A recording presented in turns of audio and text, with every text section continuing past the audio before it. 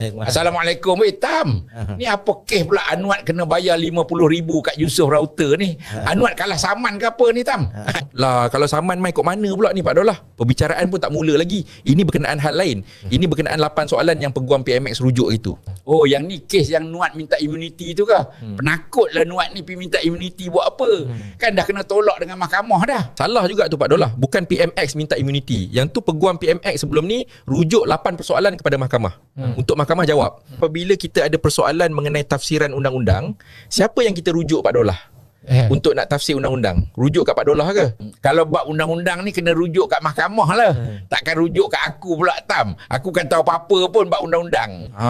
Itu yang dibuat oleh Peguam PMX sebelum ni. Tapi geng Pak Dollah lah yang bantai tak ingat dunia. Duk kutuk dia penakut lah bagai. Padahal tak faham pun. Masa dia minta mahkamah jawab 8 persoalan tu, hampa kata dia penakut lah, dia bersalah lah, dia nak kekebalan lah bagai. Lah ni dia tarik balik dah bab tu. Kiranya dulu hampa kata dia takut nak lawan dalam mahkamah sampai minta immunity. Lah ni dia tarik balik dah dan bersedia lawan dalam mahkamah. Tak kena juga ke?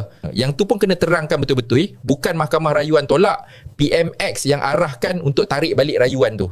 Oh, kiranya dia tak takut pula noh. Aduh, aku ni percaya kat geng-geng walaun aku. Dia pun kata dia takut nak lawan kat mahkamah. Tapi awak yang dia kena bayar 50,000 tu pasal apa pula, Tam? Bukan kau tu bayaran kalah saman, Tam? 50,000 tu bukan denda kalah saman Pak Dollah. Itu kos selama mana kes ni tertangguh sebab rujukan persoalan kat mahkamah tu. Itu kos pihak lawan. Bila kes ni tak dapat jalan lagi sebab nak rujuk 8 soalan tu kat mahkamah, kos guaman tetap kena bayar, tetap jalan. Jadi mereka claim lah kat Peguam PMX. Peguam Yusof Router ni minta 150,000, mahkamah tetapkan 50,000 saja. Tu pun nak tuduh mahkamah ni di bawah PMX lagi ke Pak Dollah? Itulah kan, kalau mahkamah ni di bawah pengaruh PMX, takkan dia kena bayar RM50,000 pula kat mahkamah. Baguslah mahkamah dah telus dah lah ni. Pak Dollah ni kalau kena dengan tekak dia, mahkamah ni baguslah, telus lah. Kalau keputusan tak kena tekak Pak Dollah, mahkamah ni tak adil di bawah pengaruh politik bagai.